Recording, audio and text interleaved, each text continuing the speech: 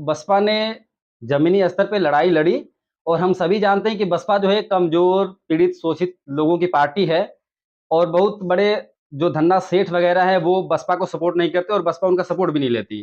तो बसपा की जितनी ताकत थी, बसपा ने उतनी ताकत का प्रयोग किया इस इलेक्शन में और उसके आधार पर बसपा ने चुनाव लड़ा। लेकिन जो है बसपा के वोटरों को कहीं न कहीं भ्रमित कर दिया गया संविधान के नाम पर।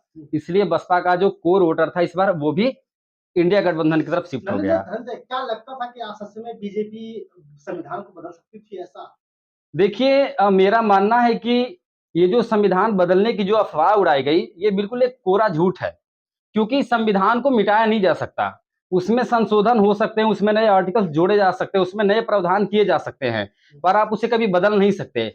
और जो बाबा साहेब को मानने वाले लोग हैं, जो भोले-भाले लोग हैं, वो इन नेताओं के बहकावे में आ गए। बल्कि इन नेताओं को ये प्रचार करना चाहिए था कि संविधान को पूरी सख्ती के साथ इस देश में लागू करवाएँगे हम, इसलिए आप हमें वोट करिए। लेकिन इन लोगों ने उसके विपरीत जो शब्दों का प्रयोग किया कि संविधान को बचाना है इसलिए आप हमें वोट कर दीजिए, जो कि जनता को भ्रमित करने का काम किया इंडिया गठबंधन के नेताओं ने। अच्छा, एक बात बताइए, ये बहन जी आकाश आनंद को बीच चुनाव सही रास्ते से हटा देती है, यानी कि वो कहते हैं कि अब तुमको प्रचार नहीं करना है क्योंकि अब तुम परिपक्व नहीं रह चुके हो। क्या लगता है, लोग कह रहे हैं कि आकाश आनंद जी के हटाए जाने की वजह से ही बसपा एक भी सीट नहीं पाई है। देखिए, आपने बहुत इंपॉर्टेंट सवाल पूछ लिया मुझसे और मैं आपको बता दूं कि आकाश आनंद जिस तरीके से, जिस लहजे में, जिस तरीके से वो आक्रामक रवैया अपना करके जिस तरह से इलेक्शन में प्रचार कर रहे थे, अगर ये इतने जोर शोर के साथ अगर पूरे इलेक्शन में प्रचार करते तो बसपा की अच्छी सीटें भी आती और कम से कम जो इंडिया गठबंधन आज करीब करीब 40 के पार जो सीटें पाई है वो करीब 5 से 7 सीटों में सिमट जाती। क्यों सिमट जाती? क्योंकि आपको पता है कि बसपा का जितना कोर था वो इंडिया गठबंधन को गया। अगर आकाश आनंद जिस तेवर के साथ प्रचार कर रहे थे, अगर वो सारे वोटों को अगर समेट लेते तो इंडिया गठबंधन के पास 7 से 10 सीटें भी नहीं आती। तो कहीं न कहीं मुझे लगता है कि बहन जी एक दूरदर्शी नेता हैं और उन्हें लगा कि अगर काफ़ी अगर ताकतवर तरीके से अगर जिस हिसाब से आकाश आनंद जी का जो तेवर है, जो उनके बोलने का लहज़ा है, जिस तरीके से उन्होंने बात किया, सीतापुर के चुनावी सभा में जो उन्होंने बात किया, आतंकवादियों से तुलना कर दिया, तालिबान से सुनिए सुनिए, एक कहावत कही गई कि जो जी, दिखता है वही बिकता है। हाँ, चंद्रशेखर आजाद जी बोलते हैं, हाँ, जेल भी जा चुके हैं, हाँ। और लोग कहते हैं कि आकाश आनंद जी तो एसी की हवा खाते हैं, कहाँ से लोगों का दर्द समझेंगे?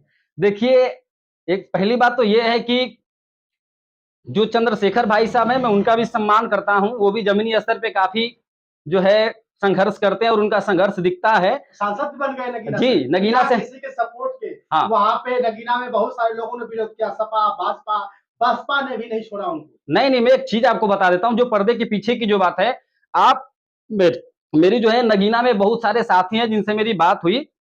आपको मैं बता दूं कि बसपा ने वहां जिस कैंडिडेट को दिया था, कहीं ना कहीं बहन जी की ये सोच है, हालांकि वो इसका खुलासा ना करे, लेकिन कहीं ना कहीं ये लगता है कि बहन जी ने जिस कैंडिडेट को दिया था वह कैंडिडेट बिल्कुल ही कमजोर था और मुझे लगता है कि बहन जी ने कमजोर इसलिए कैंडिडेट दिया ताकि चंद्रशेखर चुनाव विरोध करना शुरू तो किया, वो भले कैंडिडेट खराब करे, वो उनकी कमी। जहाँ बढ़िया बढ़िया कैंडिडेट थे वहां भी तो नहीं बहन जी कुछ कर पाती है। देखिए मैं वहां आप की तो बात ही छोड़िए, जहाँ नगीना का एक वर्चस्व चल रहा था, भैया कुछ भी हो नगीना से चंद्रशेखर आजाद ही जीतेंगे। देखिए पहले तो जो नगीना की जनता है, वहाँ की जो मुस्लिम आबादी है, पिछड़ों की आबादी है, जो दलितों की आबादी है, सारे लोगों ने चंद्रशेखर भाई को वोट किया। जबकि वहाँ का जो वर्तमान सांसद रहे हैं गिरीश चंद्र जाटव जी, जो कि बसपा से ही रहे हैं, और आप देखिए वहाँ का बसपा का भी जितना वोट था सारा वोट चंद्रशेखर भाई को गया।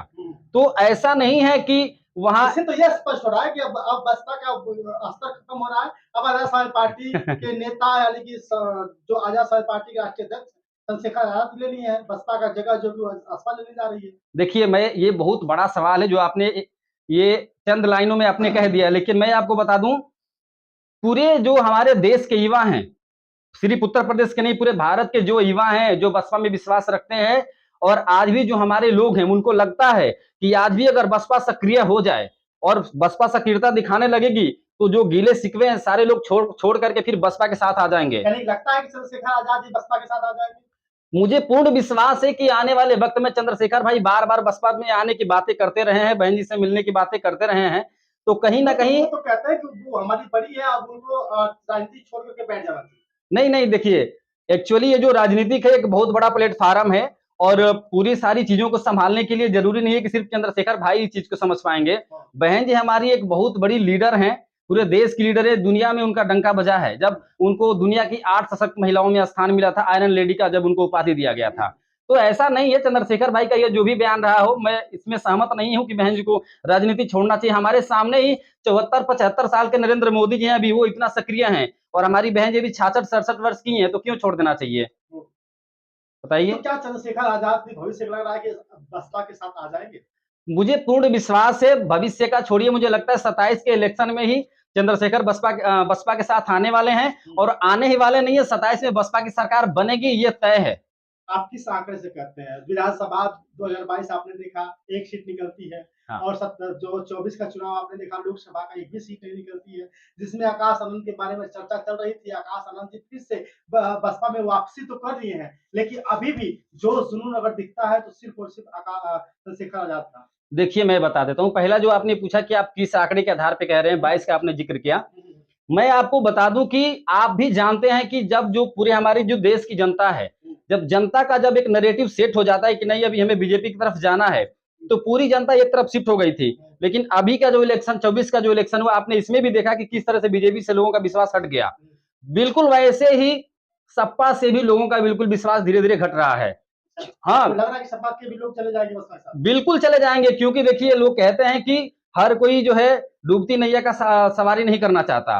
तो एक चीज़ ये भी है कि स्टार्टिंग से बसपा के लिए कुछ वक़्त अच्छा नहीं रहा है, लेकिन वो काफ़ी अब वक़्त गुज़र चुका है। लोगों के दिल में बहन जी का जो शासन रहा है वो याद आ रहा है। लोगों को लग रहा है कि नहीं बहन जी को आना चाहिए प्रदेश में, और मैं कहता हूँ कि आज बसपा के लोग जिस तरीके से अभी आकाश आनंद जी की वापसी हुई है, अगर बसपा फिर से अगर ज़मीन पे संघर्ष करना शुरू कर देगी, तो जितने सारे हमारे लोगों के अंदर नाराज़गी है बसपा को लेकर के, वो नाराज़गी दूर होगी और बसपा 27 में पूर्ण बहुमत के साथ सरकार बनाएगी।